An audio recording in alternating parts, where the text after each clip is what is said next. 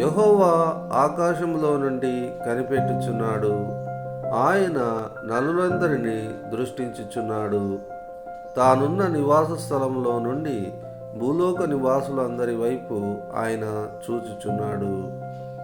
ఆయన వారందరి హృదయములను ఏకరీతిగా నిర్మించినవాడు.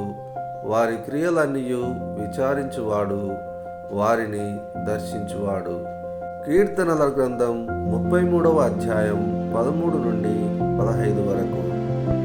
ప్రియమైన వారలారా, దేవుడు తన సృష్టి అయిన మనుషులను ఏకరీతిగానే నిర్మించి ఉన్నాడనియు, ఆయన తన నివాస స్థలమైన ఆకాశం నుండి మనుషులను దృష్టించుచున్నాడనియు తగిన కాలమందు దర్శించి విచారణ చేయువాడై ఉన్నాడని ఈ వాక్యము తెలియజేయుచున్నది.